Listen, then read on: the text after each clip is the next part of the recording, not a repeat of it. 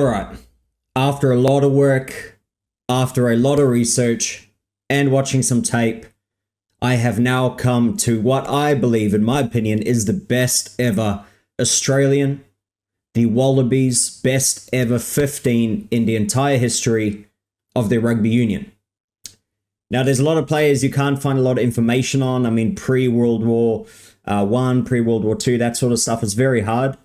But let's get into this. And if you are a Wallaby supporter, if you do enjoy it, let me know. Also, if you change it, even if you're from overseas, if you disagree or if you'd add someone else in who you believed is just a world-class player, then do pop it in below. And we can always look at it in the future, because I think there's a lot of players you can swap in and out just depending on who you are, right? Because at the end of the day, this is subjective. So it is what it is. We can all do our choices. But we love rugby, and that's why we do this sorts of stuff, because we find it fun, and we love the history of what we probably believe is the best game ever made.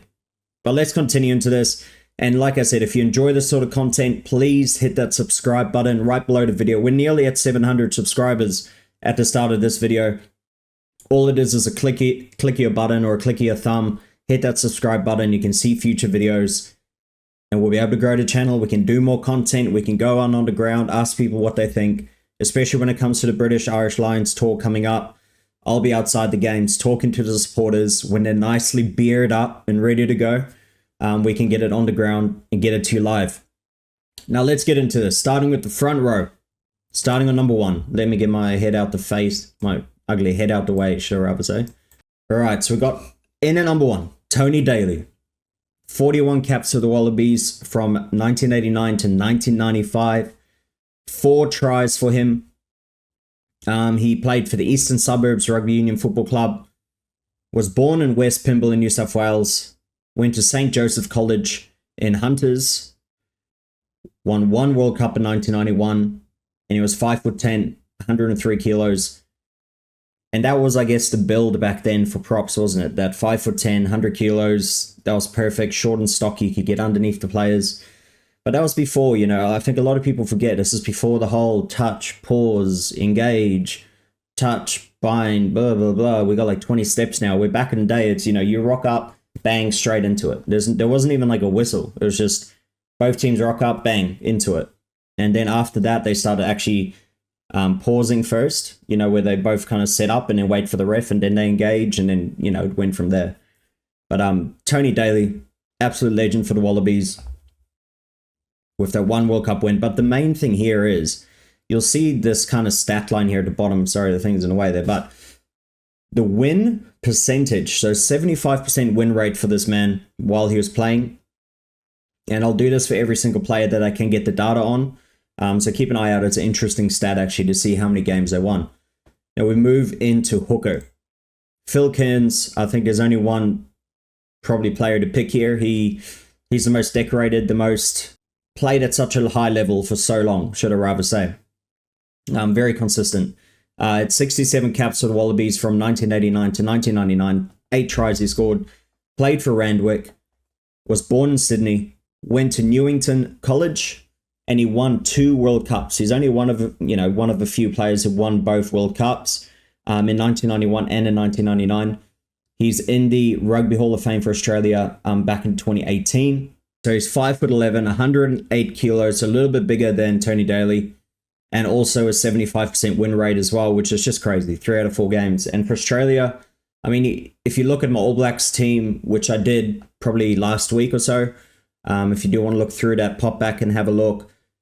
And the win percentages for I guess the All Blacks players like over 80%, right? Where the Wallabies and Springboks are kind of similar. Around that 70% is like a really good rate. So absolutely brilliant. You move to tight head, Ewan McKenzie. 51 caps from 1990 to 1997. 2 tries he scored. Played for Randwick as well. Was born in Melbourne, Victoria. Went to Scotch College in Melbourne. He played in the 1 World Cup in 1991 and he won. And in 1995, should I rather say, but only 1 World Cup. 6 foot, 117 kilos, big prop back then with a 76% win rate. So even a little bit better than the other 2. Now we move on to the second row with Rod McCall. This was a bit of a tougher one. There's one other player that pops to mind, a more recent one. They're probably retired in the last, 15 years or so. But Rod McCall, I think he deserves it. He played during the time when the Wallabies were very successful. He was a big part of it as well. He was a big bruiser. 40 caps from 89 to 95, 1 try, played for Brothers in Brisbane, was born in Brisbane, went to high school at St. Cumberland's College in Queensland, won that one World Cup, like I said, to 1991, 6'6", 110 kilos, and a 73% win rate. And looking at him, right, he looks like a bit of an intimidating fellow. And we move on to the other one, which is a pretty easy call, I think, is John Eales. Absolute class player, and I think pretty much anyone around the world knows about how good of a player he was. 86 caps from 1991 through to 2001, 173 points. Just a few weeks later, yet another dramatic chapter was written. With time up on the clock, the fate of the Bledisloe Cup would come down to a last penalty shot at goal. The problem for the Australians was their goal kicker was off the field. We got the penalty. I thought, wow, this is fantastic. Where's Sterling? And I look around and, Sterling's not there. And Jeremy Paul came up to me and said, mate, Sterling's off. It's your kick. So all of a sudden you change from being really excited about it to being, a bit anxious about it. But still, look, as a player, they're the moments you train for. They're the moments as a kid in the backyard. I kicked 100 of those as a kid in the backyard trying to win a test for Australia. This kick will decide the fate of the Bledisloe Cup. What a player, John Eales. I'm very, very glad it went over. Played for Brothers in Brisbane as well, was born in Brisbane as well, and went to Marist College in Astrove, won the 2 World Cups in 1991 and 1999. How funny is that, right? Rod McCall, both played the same club and get to play in a World Cup final together in 1991. He's also in the Australian and also in the World Rugby Hall of Fame, but in the Australian one in 2011, he was inducted. He was 6'7", 119 kilos, and also 75% win rate. Obviously, that was the golden period for the Wallabies, is that, 90s, really. And we move on to the blindside flank, and I really rate this guy. Watching him when I was a little wee fellow, he was great. He always did his job, hit his rucks. He was a big runner with the ball, but he was just that guy you need in the team. We move to number 7, George Smith. What a freaking legend. I remember, growing up as well, watching him. And, he wasn't just one of the best players in the world. He was like top 5, easily. The only reason why he wasn't the best number 7 in the world is because Richie McCaw was around the same time. So that's the only reason why he wasn't known as the best open side in the whole world. He was on the ball in like a flash. Qui essaie d'y aller tout seul. Il est stoppé à l'intérieur de 22. C'est gagné par Smith. Qui évite la touche. C'est bien joué. Attention, là, il est sous pression. Pocock, oui. Mais le premier packer, c'est intéressant ce que fait Pocock. The dude, and because he was only 5'11", he was so hard to get underneath, and I guess players struggled. And absolute beast. He changed the game in a lot of ways. I mean, teams had to change their game plan because they know we're playing George Smith. If you see those braids, get him out of there, pretty much. It's like what the coach would say. But 110 caps from the year 2000 to 2013, 9 tries, played for the Brumbies, was born in Manly, New South Wales, another one for New South Wales. It's obviously the stronghold for rugby. Went to Cromer campus, didn't win a World Cup, lost unfortunately in 2003 Rugby World Cup final. So John Eales has a medal since I believe the year 2000, where every Wallabies game there's a 3-2-1, right? So you'd know this if you've played rugby before, because a lot of times you do the player's player, right? So the best player of the game will get 3 points, second best will get 2, and the third best will get 1 point. He won this award twice, so 2002 and 2008. So to me, this is almost like, the MVP for the team. In reality is what I think it is. But 2 times he won that. He's obviously in the Hall of Fame as well. Well, he will be, but he just obviously retired a little bit later, only about 6 years ago. He's 5'11", 103 kilos, and 60% win rate for the Wallabies. Move to number 8, So few people might have another player here, but Pocock did play for the Wallabies at number 8 quite a bit. 82 caps from 2008 to 2019, 9 tries for them. Played for the Western Force originally, was born in Messina in Transvaal in South Africa, went to Anglican Church Grammar, didn't win a World Cup, lost in the 2015 Rugby World Cup against the All Blacks, and he also won the John Eales medal 2 times, in 2010 and 2018. 6 foot, 103 kilos as well, and a 57% win rate. Pocock, man, he was just like a George Smith. Like, he's on the ball like that. And before the rule changed where you had to release, right? So the pass first of all, the inside play, watch him coming across, bang, you're mine, up off his feet very quickly, Jackers, he's isolated, fantastic play. Again, he's isolated. Oh, good clear out Andy Powell, but stolen. Be called upon in a moment. Oh, neat from Pocock, stretches, and he thinks he gets to the line. He is seeing the pictures that we're seeing now. So good stretch. Has he stretched enough? That's a try. What a try. It's still just 11 points as Tom James takes well. But now they've given away the penalty. All the time. And this is Charteris. Pocock. Great tackle. Pocock. Who else? He's had his fingers and hands in everywhere, so... King, what do you reckon? He should have done it himself here, look. Get back in, son. Yet again, a lot of people who are, I guess, new to rugby now wouldn't have seen the rule of where back in the day you just had to make your feet and you could go straight on the ball, and then eventually they made it, you have to release. So if you tackle, you got to release the ball first, show the ref release, and then you can attack the ball. And he went through all of that and he still stayed one of the best. And at times he was the best, like open side flanker for a while. And then he moved to number 8 with obviously younger players coming through. An absolute legend. I think just a really, really good player. If you have him and George Smith on at the same time, yeah, that's like a cheat code, really. Then we move to number 9. George Gregan for me, 139 caps, used to be the most capped. Played from 1994 to 2007, 18 tries. Played for the Brumbies, was born in Lusala in Zambia. Went to St. Edmunds College in ACT. Won 1 World Cup in 1999. Put on a sublime second half performance. With seconds remaining, the visitors were on the verge of pulling off a huge comeback. That is a save by Gregan as Wilson went for the match-winning try. Went to the World Rugby Hall of Fame in 2013. 5'8", 80 kilos. He was always a little magician behind the ruck.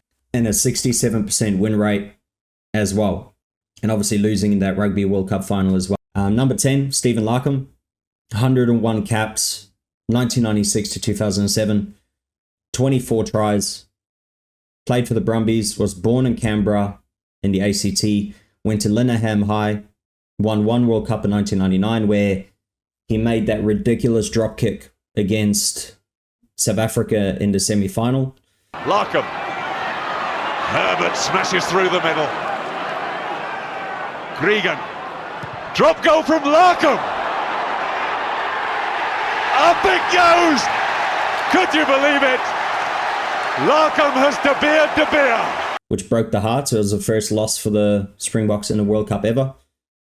Went to the World Rugby Hall of Fame in 2018. 6'2", 88 kilos, and 67% win rate. He was always a bit of a lanky fellow, but he started off at fullback and then they moved him to number 10, which was kind of a big call back then. People going, oh, why would you move him? And it really worked out because, yeah, to me, he was their best 10 ever. And just the way he read the game, set up plays, it was just fluent. And I guess, getting beautiful ball from Gregan and just getting a beautiful ball from Larkham just made it easy for the outside backs. We move into the centres. Inside centre, I think, is an easy choice here, right? Especially if you've ever played a certain game called Jonah Lomu Rugby, you'd always hear his name when it comes to when you play with Australia. So Tim Horan, 30 tries for the Wallabies, 80 caps from 89 to year 2000. Played for South's Rugby Union Club. Was born in Darlinghurst in New South Wales. Went to Dowlands College. Won the 2 World Cups as well in 1991 and 1999. has been inducted to the World Rugby Hall of Fame in 2015. He's 6 foot, 93 kilos with a 74% win rate. Just a legend of the game. And he's still going along now on Stan as well as a pundit as well when it comes to on the shows. Then we move to outside center. So this is before the first, Second World War, sorry. Cyril Towers. 19 caps he played from 1926 to 1937. Couldn't find any statistics on the amount of tries he scored. Played for Randwick. Was born in Mansfield, Victoria. Went to Randwick Boys High School after moving around a little bit. He went to Queensland for a bit, then went back to New South Wales, etc. He was also inducted into the Australian Rugby Hall of Fame in 2006. Obviously didn't play any World Cups because it was way before then. Couldn't find his playing size, but if you look back at some of the legends talking about who they think was the best centres for Australia, Cyril Towers pops up a lot. So you do a bit of research on him and you understand why. Obviously, they didn't play a lot of international games back then, like test matches. So he does have a lot of tour games, but not a lot of caps. So that's why his numbers look a little bit low. But yeah, from what I've seen, a legend of the game. So do a bit of research if you don't know who he is, especially if you're a Wallabies diehard fan. Now we move to the back three. And there's definitely one player in there which is one which might ruffle some feathers. So in on the left wing, I got David Campese. I mean, what a cool picture. He's lifting the trophy. He's got the Queen in the background. Just a cool picture. Like, that will be remembered forever. 101 caps from 1982 to 1996. 64 tries. Played for Randwick for his club. Was born in Queanbeyan in New South Wales, went to Queanbeyan High School. Don't know why I said 2 Rugby World Cups because he only won the 1. So I forgot to change that. Was inducted to the World Rugby Hall of Fame in 2015. Also was 5'11", 89 kilos, and won 66% of the games that he played. Absolute legend. I mean, what a try scoring 64 tries. That's just insane. Campese, straight through. Look at him go. Campese. Goose step, did he? Campese. Mark Ella, what a try. And I guess his highlight tape is also just brilliant. If you do have spare time, have a look at his highlight tape. Now we move on to the right wing, who I think is the Rolls Royce of Australian rugby. And that is Joe Roth. Man, he just always looked like he was cruising. He always just popped up in the right place. He was one of those guys who could just run a hole and, every time he runs it, there's a gap. He just knows how to find a hole. 86 caps for the Wallabies from 1995 to 2004, 31 tries. Here's Wilkinson, intercepted. Joe Roth, can he get there? With 249 points. As he can goal kick as well, so he can fill in as well. And this obviously played for the Brumbies, was born in Heathcote in Victoria, went to Marist College, Canberra, has the 1 Rugby World Cup, which is the photo here where you can see he's kind of holding the trophy there. And also, someone's got the big 4X gold can on his shoulder there too, getting ready to have a few beers. 6 foot, 93 kilos, with a 71% win rate, which is pretty crazy, especially coming into the later years there. It just shows he was like a Mr. Fix-It. And he really played really, really well. And he stood up when the Wallabies always needed him. We move on to fullback. This is the big choice here. I mean, a lot of people go Chris Latham, something like that here. Matt Burke. I went with Israel Folau.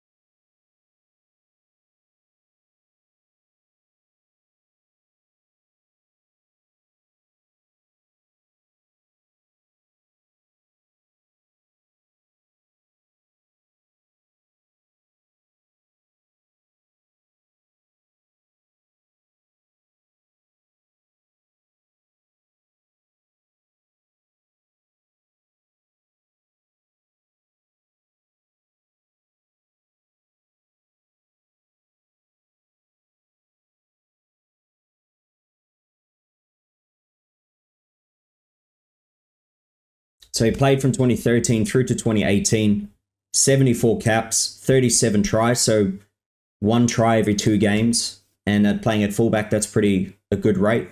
Played for the Waratahs, was born in Minto in New South Wales, went to Marsden State High School, lost in that 2015 Rugby World Cup final, won 3 of the John Eales medals in 2014, 2015, and 2017.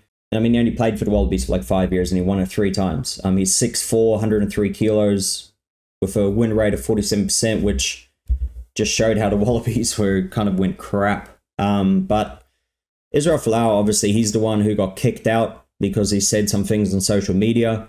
And so pretty much is if you're an Australian sportsman, don't say anything because you could get fired. And that's the way things happen here in Australia, but I'm going to leave the politics out of it. But to me, he's just such a naturally gifted footballer. I mean, they changed the game plans for him where they'll just put a high ball up in the middle. He'll jump, get it over the top and just jump over someone pretty much and score a try. He obviously came from a NRL background to rugby league, and he also played in the AFL as well. So he's just such a gifted athlete, and it really showed on the rugby field. Now we move on to the bench. As the backup hooker, we got Tom Lawton. 40 caps from 1983 to 1989, 4 tries, played for Souths Rugby, was born in Darwin in the Northern Territory, went to Mount Gravatt High School, didn't win the 1987 World Cup, unfortunately. 5'11", 118 kilos, and 59% win rate. Move on to Bill Young, the backup loose head for me. I mean, 47 caps from the year 2000, 2005. Played for the Brumbies, was not born in Darwin. I forgot to change that. He was born in New South Wales, for what that's worth. Went to St. Joseph's College and also didn't win a World Cup either. Lost in that 2003 Rugby World Cup final, unfortunately. 6'2" and 115 kilos with a 62% win rate. But the thing about Bill Young is he's one of those players that, he had a work rate that some players just wish they had. He looked out of breath all the time and looked gone, but he would be making all the big plays. And he would be hitting every rock. He'd be there at every scrum. Just one of those players you want in your team. And one of those players that lifts the rest of the team by just seeing him just throwing his body around. Then we move on to the backup tight head, who I think he is from a while ago. And I think he played in so many positions for the Wallabies. And this is where he really, I guess, cemented his spot in rugby history, and that is John Thornett, 37 caps for the Wallabies from 1955 to 1967. Played for University of Sydney for his first club. Was born in Sydney. Went to Sydney Boys High School. Was inducted to the World Rugby Hall of Fame in 2013. Now he actually started off as like a flanker, and then he moved into the second row, and then he moved into prop. And when he moved to prop that's when the rest of the world kind of said, wow, this guy's one of the best props in the world right now. And that's where he built his name, was in the front row. So I think he deserves a shout out here. And there's maybe 1 or 2 players who might deserve a spot here too, but I think you can imagine if the amount of footage we have now of players, all that stuff, I think he would be in there for sure. So that's my pick for the backup front row. And we move on to number 19, Nathan Sharp. Legend of the game for the Wallabies, 116 caps, 8 tries for them, played for the Reds, was born in Wagga Wagga, went to the Southport School, won 2 times also the John Eales medal in 2007, 2012, 6'7", 115 kilos and a 61% win rate. For that time, I think that's a very good win rate for the Wallabies. That's when they're very much declining. But Nathan Sharp, man, he was just a workhorse, threw his body around, consistent. He was always there, played through all the injuries, and he just did his job, and he was great at lineouts as well. Now we move up to the backup back row here at number 20, Simon Poidevan, 59 caps from 1980 to 1991, 5 tries. His debut club was University of New South Wales. Was born in Goulburn in New South Wales, went to St. Patrick's College in Goulburn as well. Won the 1 World Cup. He got recalled and, he was kind of dropped from the team and he kind of worked his way back in, got called up and was part of the squad. Also went into the Australian Rugby Hall of Fame in 2014. 6'2" he was at 97 kilos and a 63% win rate. And he could also start as well. He was just such a flyer and pretty much the mold for a modern day open side flanker. We move up to the backup number 9, which is Nick Farr-Jones. 64 caps from 1984 to 1993, 9 tries. Debut club was the Uni of Sydney.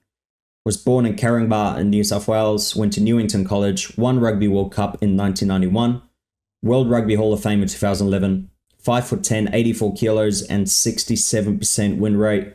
Absolute legend of the game. Man, his distribution, his ball running, just a full package at number 9. We'll move to number 22, Michael Linner. 72 caps for the Wallabies from 1984 to 1995.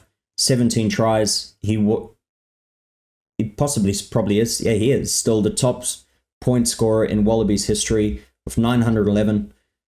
First club was University of Queensland. Was born in Brisbane in Queensland. Went to St. Joseph's College. Won Rugby World Cup winner with 1991. 5'10", 80 kilos, and a 71% win rate. Yeah, just a scoring machine back in the day. Just the kicking percentage was just insane. And we move on to the last man of the squad, Chris Latham, absolute legend. 116 caps from 2002 2012. 40 tries. Played for the Waratahs originally, but he went and played at the Reds, where he played 90% of his games. Was born in Narrabri in New South Wales, went to Narrabri High School, also won the John Eales Medal once in 2006. He was 6'4", 99 kilos. He was a big boy, especially imagine running full tilt back from fullback with a 65% win rate. Man, I remember just always playing with him in Rugby 2005. He wasn't the highest ranked player, but man, he would always break tackles. He just had like a high amount of strength in the game. Now that finishes off the 23. Let me know who you would change. But we got one more to go, which is the coach and who I think should coach these players around. And my pick is Rod McQueen, coach from 1997 to 2001. He won 79% of his matches, so nearly 1 in every 5. He coached for 43 matches, won 34, lost only 8 and drew 1. Won the 1999 World Cup. Won the Tri-Nations in the year 2000 for the first time in a long time. Won Bledisloe Cup for also the first time in a while. Had a 10-match win streak from August 1998 to July 1999. And was also inducted to the Rugby Hall of Fame in 2011. I think he would just be a brilliant coach. Imagine having all those players. It would absolutely be brilliant. You can see here, here's the team list here. Now, the cool thing I want to do with this as well is when we do eventually have, I guess, like all 4 of the rugby championship teams, the best 15s for them ever, in my opinion, then we can kind of have a look at, how they'd fare against each other. And then once the Six Nations is done, we can start doing, when the rugby championship is on, we can start doing a best 6, I guess, one for every Six Nations team. Best Welsh, best Irish, best English, Scottish, etc., etc. Best 23 for them as well with the coach. And it'll be interesting to put them all next to each other like this, where we can put the starting 15 on here with the benches. And it'll be interesting to see. We can maybe do eventually by then, hopefully we're a big enough channel that we can actually put them onto a list next to each other. We can do like a playoff, or we can do a World Cup of the best ever teams in history, and it'll go down to the vote. So if people think that that team would win, then you'd vote for that team. Whichever team ends up voting the highest, they'll go through to the next round, and we'll see who the actual people think had the best 15 in entire history. Now, I quickly just want to mention a couple of special mentions before I forget. Players who were nearly there for me, who are legends of the game, but just didn't make it in. Yet again, anyone can add any players in, and there's no right or wrong. But a couple here for me. So Sterling Mortlock, man, could play centre, played on the wing, played fullback. Big bruising centre who can goal kick as well. Ken Catchpole from 1961 to 1968. Michael Hooper, most recent, obviously, captain, retired. Well, forcibly retired, should I say. 2012 to 2023. Mark Ella from 80 to 84.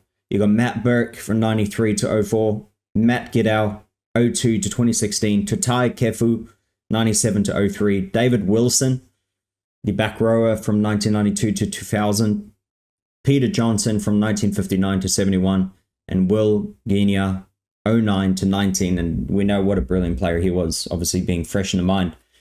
Just a couple special mentions before I forget. Just something interesting, that's what I like doing with this channel. If you do like that sorts of stuff, like I say, hit the subscribe button. It's all about rugby, it's about rugby history, it's just about everything to do with rugby, because we love the sport, we want to be around it, we want to talk about it, and that's the point of this channel. So leave a comment, hit that subscribe button, like the videos. Out of all the videos that you like, hit that like button, helps with the algorithm, and I'll see you on the next one. Thank you for watching.